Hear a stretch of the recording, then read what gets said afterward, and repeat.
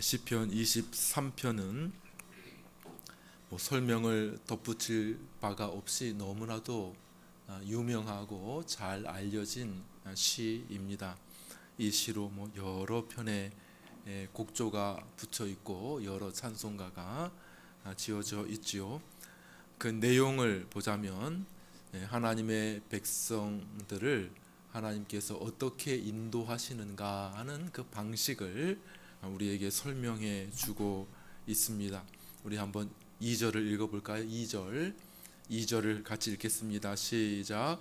그가 나를 푸른 풀밭에 누이시며 쉴만한 물가로 인도하시는 도다 그랬습니다. 우리 3절도 읽어볼까요? 읽습니다. 시작. 내 영혼을 소생시키시고 자기 이름을 위하여 의의 길로 인도하시는 도다. 따라해볼까? 인도하시는 도다. 성경이 분명히 말하고 있죠. 하나님께서 그 백성들을 인도하신다 이렇게 이야기를 하고 있습니다. 다윗만, 이 시를 쓴 사람이 다윗이거든요. 다윗만 인도하시는 것이 아니라 오늘날 또 저와 여러분들, 우리 모든 하나님의 백성들의 삶을 인도하고 계시는 줄로 믿습니다. 이게 대단히 중요한 겁니다. 이것을 기억하는 것이 굉장히 중요하죠. 그러므로 내가 그리스도인입니다. 나는 하나님을 믿습니다. 나는 예수님을 믿습니다. 라고 하는 사람들은 혼자 살아가는 것이 아니죠. 혼자 내 뜻대로, 내 마음대로, 내가 하고 싶은 대로 살아가는 것이 아니라 하나님의 인도하심을 받아서 살아가게 된다라는 사실을 우리가 기억하는 것이 굉장히 중요하다고 말씀드릴 수 있습니다. 그러므로 우리에게 중요한 건 뭡니까? 그 인도하심에 대해서 아는 것이 중요하겠죠. 아는 것, 그렇죠? 그 인도하심이 무엇인가? 내가 하나님의 인도하심을 받고 있지 느끼는 것이 대단히 중요하죠. 그렇죠? 매일매일의 순간순간의 삶 가운데 하나님께서 나를 지금 인도해 주시고 계시는구나, 나는 그 인도함을 받고 있구나 하는 것을 알면서 살아가는 것이 중요합니다. 하나님이 어딨어? 내 마음대로 살아가는 것이지, 내가 계획한 대로 살아가는 것이지, 이런 것이 아니고 하나님께서 지금 나를 인도하고 계시며 나는 그분의 인도를 지금 따라가고 있습니다 하는 것을 우리가 알고 느끼면서 살아가는 것이 우리 그리스도인들에게는 굉장히 중요한 일이라는 것입니다. 인생의 구비구비 가운데, 인생의 중요한 경로 가운데, 무엇을 전공해야 되지? 어느 학교를 가야 될까? 직장은 이제 졸업할 때가 되었는데 직장은 어떤 직장을 들어가야 되지? 무슨 일을 해야 될까? 정말 중요한 인생의 진로이고 경로 아닙니까? 정말 너무나도 그것 빼면 어떤 중요한 것이 있습니까? 우리의 삶에 진로, 경로는 굉장히 중요합니다. 방향 굉장히 중요하지 않습니까? 누구하고 만나서 어떻게 결혼을 해야 될까? 하나님께서 내게 짝주어진 사람은 누구일까? 글을 읽다 보니까 지난주에도 한번 말씀드렸죠. 이렇게 시각장애인인데 너무 큰 고민에 빠졌다는 거예요. 너무 큰 고민. 어떤 고민에 빠졌는가? 나도 결혼할 수 있을까? 이런 고민에 빠졌는데 어떤 분이 이렇게 격려해 주신 것이 큰 위로가 되었다는 거예요. 이렇게 하나님께서 다 발목 끝에다가 자신의 짝을 이렇게 끈으로 묶어 놓으셨다는 거예요. 그 말을 듣고 정말 그런가 하면서 큰 위로를 받았다는 거예요. 나도 짝이 있구나. 그래서 한 번은 이 여자가 내 짝인가 하고 발목을 만져볼 뻔했대요. 그 말을 듣고 나하고 연결되는 다 짝이 있다. 누굴까? 어떤 사람하고 만나서 어떠한 가정을 이루어야 될까? 너무 중요한 것 아닙니까? 안 중요합니까? 굉장히 중요하죠. 그럴 때에 하나님의 인도하심을 받는 일들은 대단히 중요하죠. 하나님의 인도하심. 하나님의 백성들은 하나님께서 인도하신다라고 성경은 말씀하고 있습니다. 따라해 볼까? 인도하신다. 인도하신다고 말씀하고 있는 것이죠. 자, 그런데 이 인도하신다는 내용이 좀 많이 요즘에 혼란스러워진 부분이 없지 않아 있습니다. 그리고 실제로 우리 정통 교단에 있는 하나님을 믿는 사람들 가운데도 이 하나님의 인도하심에 대해서 그렇게 많이 생각하지 않거나 그 인도하심을 이렇게 적극적으로 따라가는 일에 확신이 부족한 그런 일들이 많이 발생하게 되었는데, 그 이유는 1970년부터 일어난 어떤 오순절 성령 운동, 이런 것들의 영향이 좀 다분히 있다고 할 수 있습니다. 크게 말해서는 뭐 요즘에 신사도 운동이라 이렇게 말하는데요, 예언 뭐 이런 것들을 이야기하죠. 몇 년 전에도 우리나라에 어떤 외국 목사님이 오시더니 내가 대한민국 땅에 큰 불을 보았습니다. 이 나라에 전쟁이 일어날 것 같습니다. 막 이렇게 이야기하고 막 예언하고 그랬던 분이 계시더라고요. 아마 그런 영향들이 있습니다. 내가 보았다는 것입니다. 내가 들었다는 것입니다. 이렇게 하면서 좀 사람들 가운데 너무나도 큰 확신으로 이야기하는데, 시간이 지나 보면 이제 그게 아닌 것으로 드러나는 경우가 너무나도 많이 있었기 때문에 하나님의 인도하심을 받는다는 것을 좀 오해한 나머지 일어나는 그런 영향들, 그거에 대한 반작용, 그러니까 하나님의 인도하심을 받아라 뭐 이런 것들에 대해서 좀 의심하거나 굉장히 확신이 없거나 소극적이 되거나 그런 일들이 있습니다. 또 반대 극단에 있는 사람들은 너무 이성적이야, 너무 합리적이야. 그래서 뭐 다 자신의 계획대로, 이건 이런 대로 이렇게 일어나는 거지 뭐 하나님의 인도하심이 어디 있어, 이렇게 생각한 나머지 하나님의 인도하심을 이렇게 조금 약화시키는 부류들이 있을 수 있다는 것이죠. 근데 우리는 뭐 이 두 가지 부류에 속한 사람들이 아니라, 그리스도인들은 어떤 사람입니까? 성경이 뭐라고 말하느냐를 우리가 바라보고 그 말씀에 따라가는 사람이 우리 그리스도인들 아니겠습니까? 근데 오늘 본문에 성경이 뭐라고 이야기합니까? 다시 한번 따라합니다. 인도하시는도다.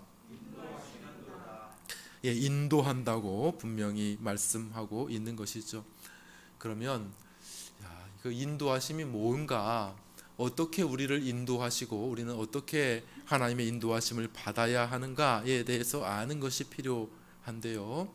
자, 성경에 보게 되면 시편 23편이 우리에게 말하고 있는 분명한 한 가지는 무엇입니까? 어떤 방식으로 인도하신다는 것입니까?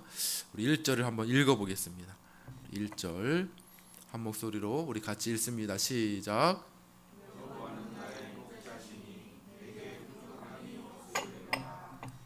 아멘.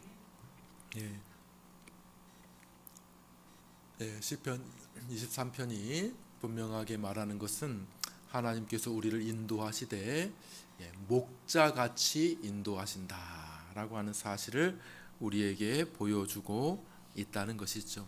마치 목자가 양을 인도해 가듯이 우리를 인도하신다.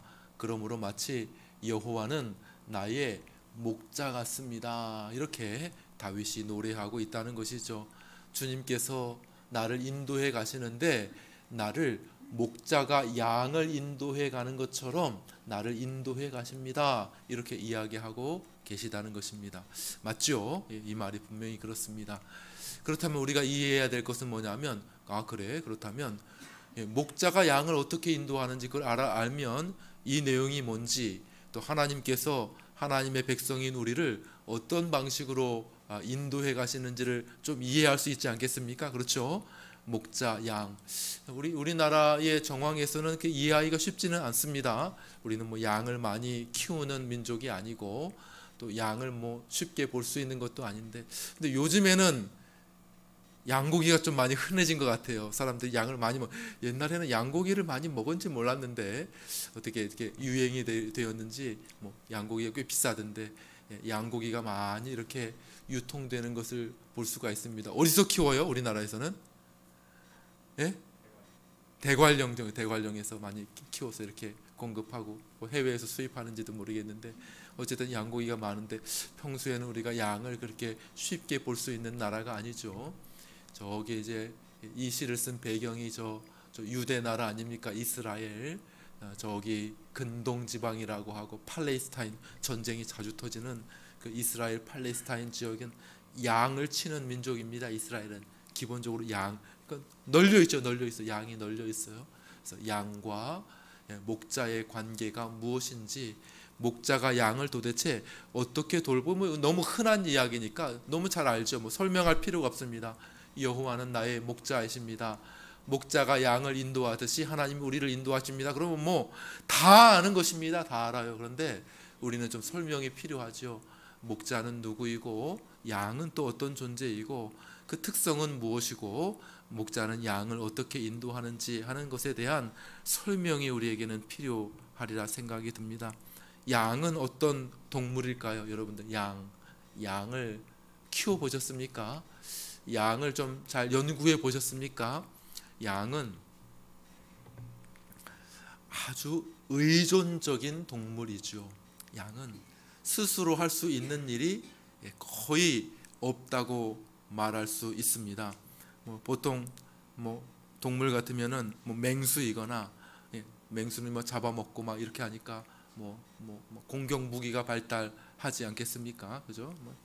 이렇게 이빨이 날카롭든지 아니면 뿔이 크든지 날카롭든지 이렇게 해서, 아니면 그렇지 않으면 방어 무기라도 있어야 될 것 아닙니까? 자기가 맹수가 아니고 힘이 세지 않으면은 잡아먹히지 않기 위해서 뭔가를 해야 되잖아요.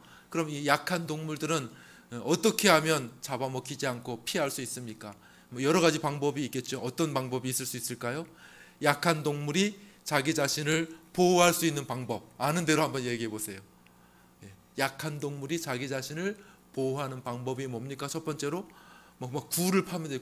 굴 속에 뱀 같은 거 굴 속에 다른 작은 짐승들도, 쥐 같은 것들도 아주 조그맣고 힘도 없는데 굴 속에 쑥 들어가면은 건드릴 수가 없잖아요, 그죠?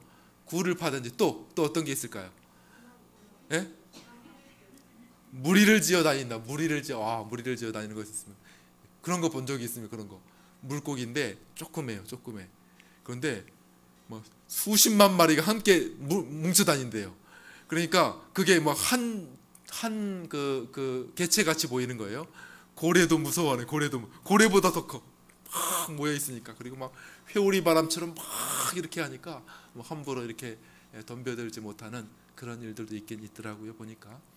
혹은 또 제가 생각해 보니까 높은 데로 갈 수 있잖아요. 높은 데, 그죠? 자기를 보호하기 위해서 이 땅에는 맹수들이 너무 많으니까 저 높은 데, 나무 늘보 느려 터져 잡혀 먹기 딱 좋은데 어떻게 해요? 높은 나무에 매달려 있으니까 나무 늘보도 잘 안 떨어집니다. 이게 꽉 쥐어요. 자신의 생명이거든. 자신의 생명 꽉 쥐어가지고 이렇게 잘 안 떨어지죠. 혹은 보호색을 띈다든지, 보호색, 그죠? 다른 사람 눈에 잘 안 띄어요. 움직이지 않아. 이 카멜레온 이렇게 탁 나뭇가지 같아요. 절대 움직이지 않습니다. 비슷한 색깔로 이렇게 포장해가지고 이렇게 자기를 보호한다든지 여러 가지 방법으로 자기를 보호하는 방법이 있지 않겠습니까? 이렇게 고슴도치, 얼마 전에 우리 집 고슴도치가 이렇게 돌아가셨습니다. 그래서 장례도 치르고 농담입니다. 이렇게 고슴도치. 근데 그거는 작은 고슴도치에서 가시도 별로 없어요. 가시도 요만해. 근데 원래 고슴도치는 아주 가시가 길죠. 아주 뾰족하고, 제가 TV에서 보았는데 표범이 고슴도치를 사냥하려고 하는 거예요. 표범이 고슴도치를 사냥하는데 고슴도치가 이렇게 가시를 날카롭게 쫙 세우니까 몸은 보통 요만한데 가시를 탁 하니까 몇 배나 더 커진 거예요. 몇 배나 더 커져.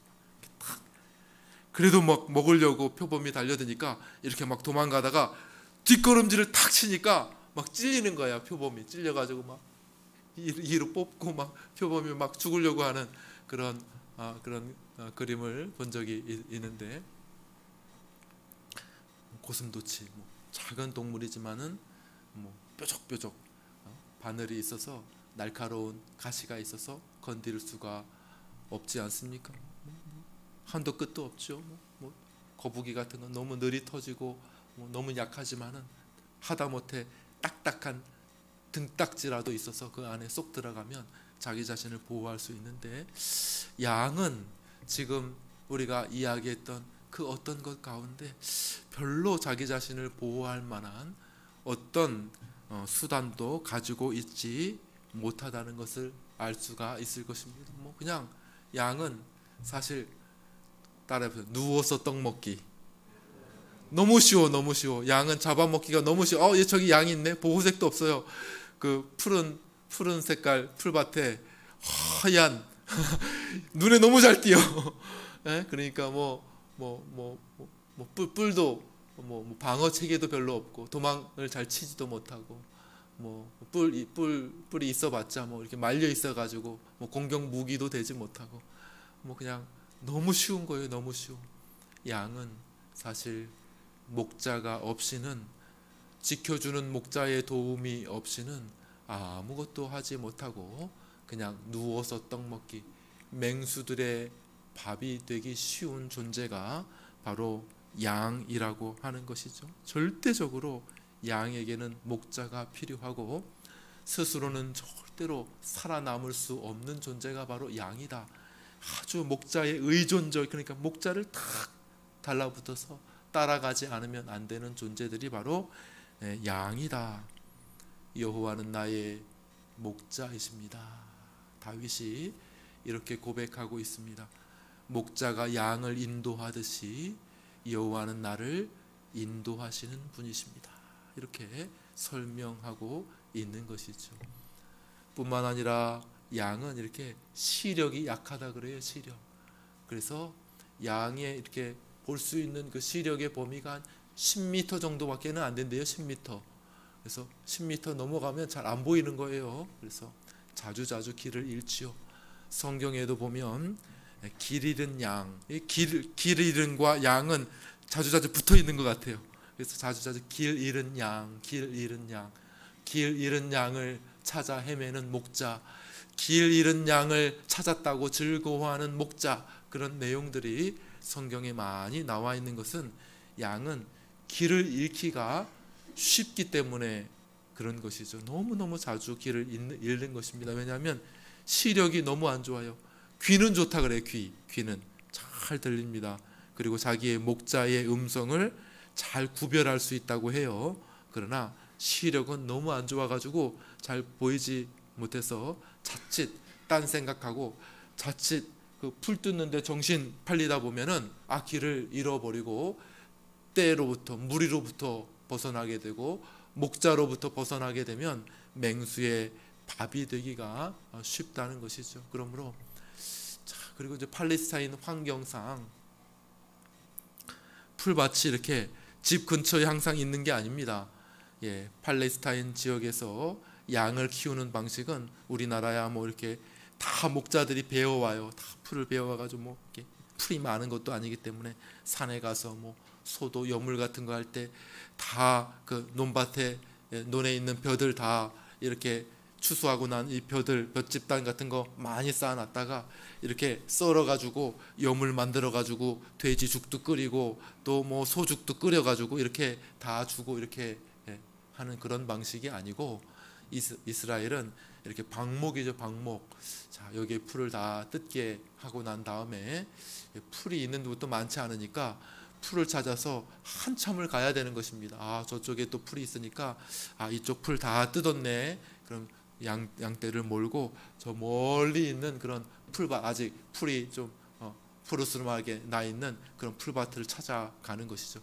그런데 양은 시력이 없잖아요. 시력이 약하니까 풀밭을 찾아가기가 어려운 거예요. 또 물이 있는 곳으로 인도해야 되지 않습니까? 다 물을 어떻게 다 떠서 양을 먹일 수 있겠습니까? 시냇가로 어디에 물이 있는지를 목자가 다 알았다가 양떼들을 잘 인도해가지고 또 이렇게 물을 먹이는 그러한 팔레스타인의 환경을 여러분들이 이렇게 생각해야 됩니다. 모든 것이 냉장고만 열면 거기 물이 있고 밥솥만 열면 거기 밥이 있고 그렇게 해서 먹는 것이 아니라 다 찾아서 멀리 풀을 먹기 위해서는 멀리 이동해야 되고 또 물을 먹기 위해서는 또 멀리 이동해야 하는 그러한 팔레스타인 지역의 환경을 여러분들이 머릿속에 놓으시기를 바랍니다. 그러면 마치 시각장애인이 살아가는 것과 같은 것이요. 그죠? 양떼는 스스로는 이런 것들을 찾아서 이렇게 밥을 먹고 마시기가 대단히 어렵다는 것이죠. 목자가 떼를 몰아서 이렇게 쫙 인도해 가는 그 떼 속에 이렇게 끼어서 그 앞에 있는 그 양 엉덩이 이렇게 보면서 목자의 피리 소리, 목자의 음성을 들으면서 그래 개들이 이렇게 몰아주면 이렇게 해서 이렇게 풀 있는 대로 옮아가고 또 시냇가에 가서 물을 마시고 뭐 이런 방식이 아니고는 스스로는 자기 스스로 먹고 마시고 살아가기가 도저히 어려운 불가능한 그러한 동물이 바로 양이라고 하는 사실입니다. 우리가 양의 특성을 잘 이해해야 되죠. 그러므로 양에게는 목자가 너무나도 필요하다는 거예요. 목자 없이는 양은 하루도 살 수 없는 존재가 바로 양이다라고 말씀하고 있는 것이죠. 양에 대해서 우리 한마디만 덧붙이면 양에 대한 오해가 좀 많이 있습니다. 오해. 아이고 그래도 양은 순하고 깨끗하지 않습니까? 뭐 새끼 양 그럴 수 있죠. 새끼 양. 그러나 양을 키워본 분들에 의하면 양은 그렇게 순하지 않대요. 양은 막 고집이 엄청 세다는 겁니다. 양은 고집이 엄청 세대요. 그리고 양은 털 색깔이 희니까 흰 것 같지만은 깨끗한 것 같지만은 전혀 깨끗하지 않다는 것이. 양은 막 그 털 안에 막 똥도 묻어 있고 지푸라기도 묻어 있고 온갖 가지 벌레가 그 안에 한번 이렇게 본 적이 있어요. 그 상당히 오랜 기간 동안에 방치되어 있던 양을 이렇게 데리고 왔어요. 양을 데리고 왔는데 막 시커멓고 덩치도 이렇게 산만큼 큰데 털을 깎아봤어요. 그 털을. 그러니까 양이 요만큼이야.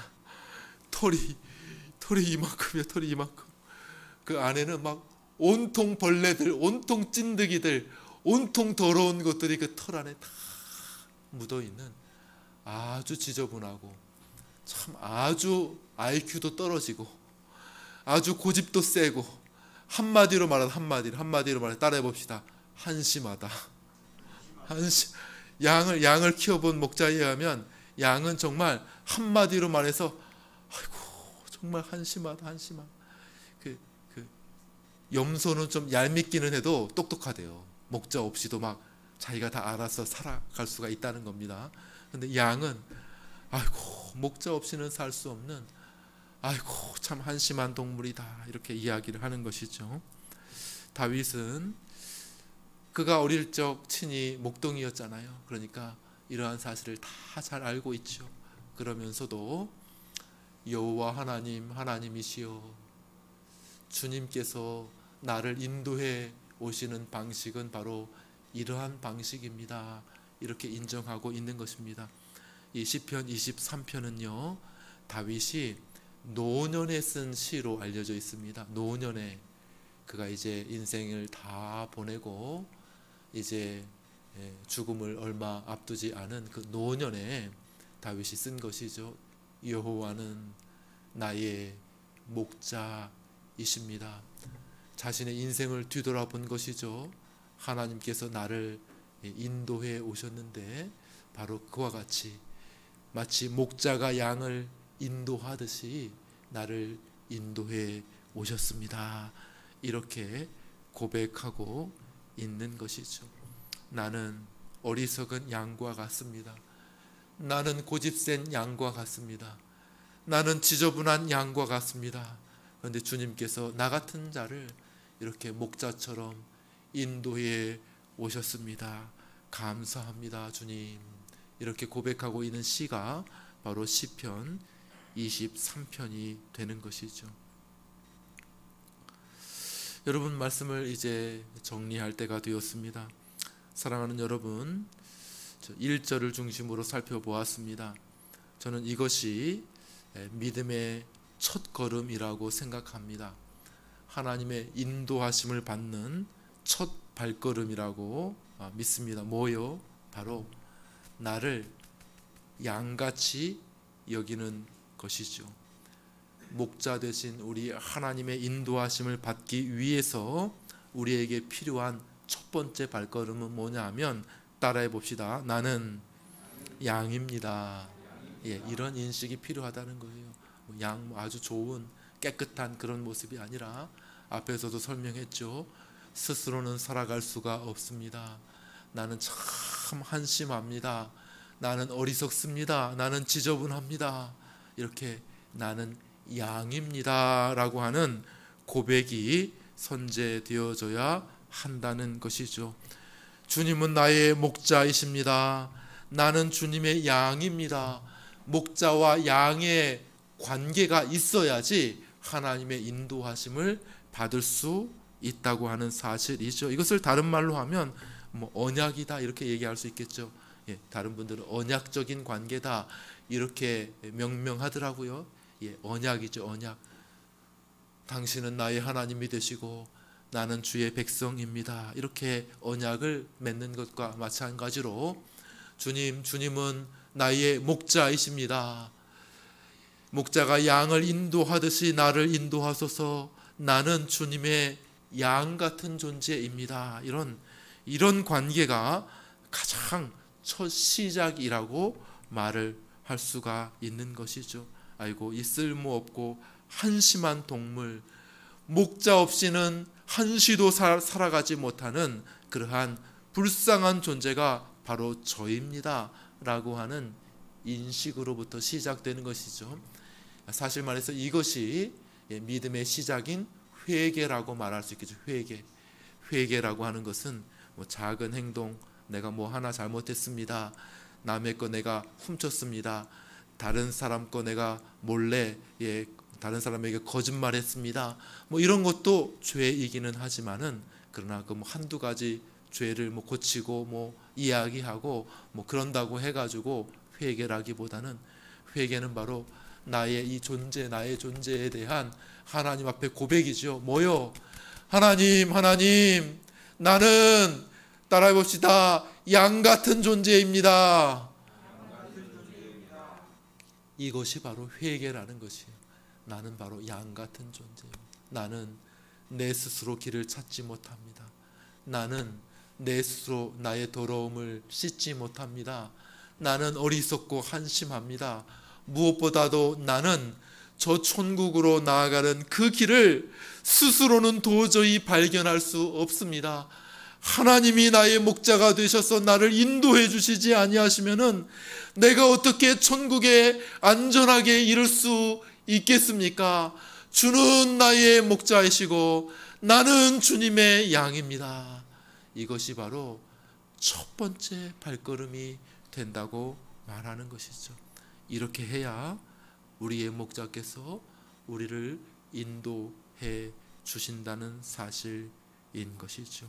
사랑하는 여러분, 우리가 지난 5주 동안 우리를 향하신 하나님의 뜻, 그 뜻을 쫓아 살아가는 방법에 대해서 생각해 보았습니다.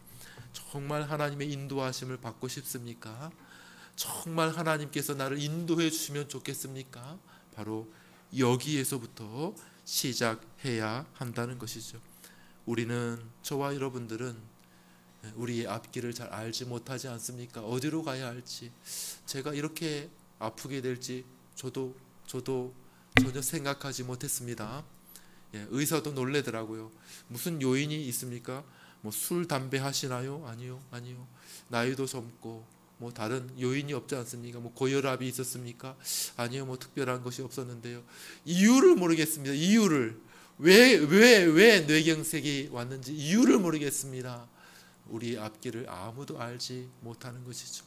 아무 음식도 먹지 못하고 한 달을 병상에 누워 있을 줄을 전혀 제가 생각하지 못했습니다. 어디로 가야 할지, 우리는 앞으로 어떤 일이 벌어질지 전혀 알지 못합니다. 주님이 나의 목자이십니다 라고 고백해야 하는 것이죠. 우리 마지막을 읽고 말씀을 마치려고 합니다. 우리 1절 말씀을 한 번만 더 읽어볼까? 1절을 읽겠습니다. 시작.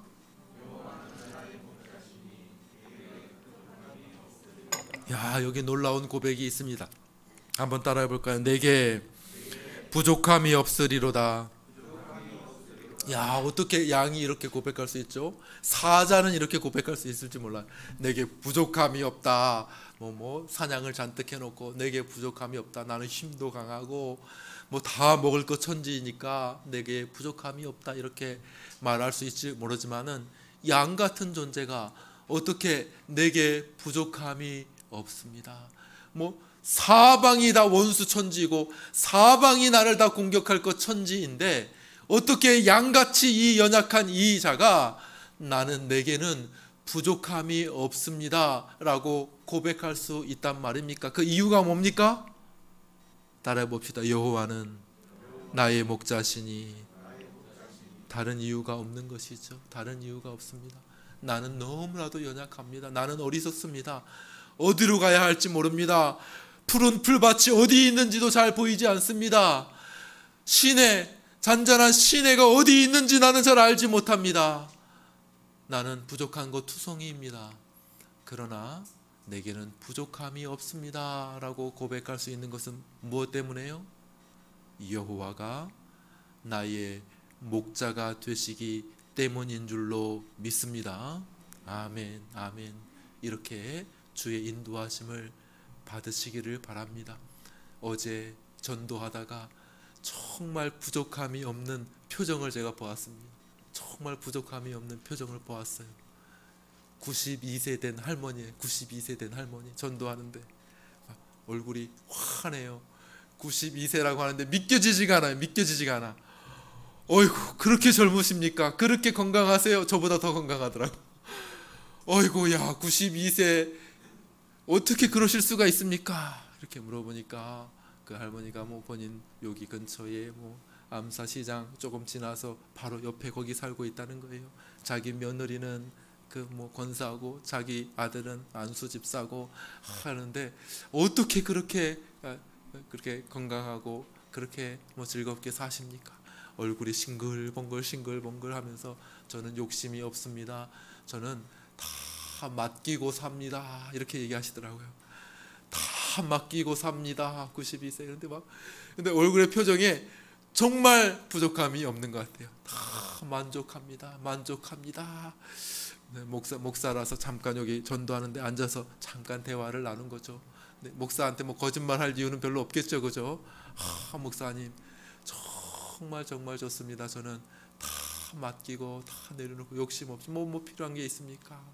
92세 할머니가 얼마나 젊어 보이고 얼마나 건강해 보이든지 부족함이 없을 수 있는 비결이 무엇일까요? 여러분들 걱정 많지요? 저도 걱정이 있습니다. 저도 걱정이 있어요. 순간순간 걱정이 몰려올 때가 있습니다. 이 걱정 몰려올 때가 있습니다. 여러분들 걱정 많지요? 학생들은 학생들 나름대로 걱정이 있죠. 또 우리 장년들 나름대로 걱정이 있죠. 많은 염려 걱정이 있지 않습니까? 노년들도 걱정이 있고 건강 걱정이 있고 경제적인 걱정도 있고 자녀 걱정도 있고 공부 걱정도 있고 직업 걱정도 있고 수많은 걱정 많이 있죠. 여기서 비결을 찾을 수 있게 되기를 바랍니다. 이 여호와는 나의 목자시니 내게 부족함이 없으리로다. 여기서 부족함이 없다는 것은요 꼭 쓸 만큼만 있고 부족함이 없다 그런 말이 아니고 만족합니다. 내게 부족함이 없다는 것은 넘칩니다. 넘쳐 이런 말입니다. 내게 부족함이 없다는 그런 표현은 이게 그냥 만족합니다. 나는 아무런 부족함이 없습니다. 이러한 고백이 아닙니까? 그 비결은 어디에 있다고요? 여호와를 진정한 나의 목자로 둔 양의 고백이 이와 같다는 것입니다. 나를 양으로 정말 하나님 앞에 인정하고 나는 아무것도 아닙니다. 목자 없이는 살 수 없습니다. 목자 대신 주님이 있어서 나는 만족합니다. 주께 다 맡깁니다. 주께서 나를 인도하시죠. 목자가 양을 인도해 가듯이 오늘은 푸른 불밭으로, 또 조금 있으면 찬찬한 시냇가로, 조금 있으면 다른 곳으로, 위험이 있을 수 있고 어려움이 있을 수 있지만은 그 모든 곳에서 목자께서 나를 보호해 주시겠죠. 그리고 결국에는 저 영원한 하나님의 나라로 인도해 주시겠죠. 믿습니다. 모든 걸 주님께 맡깁니다. 목자와 함께 있으니 내게는 부족함이 없습니다. 이렇게 고백할 수 있는 저와 여러분들이 되시기를 주님의 이름으로 축원합니다.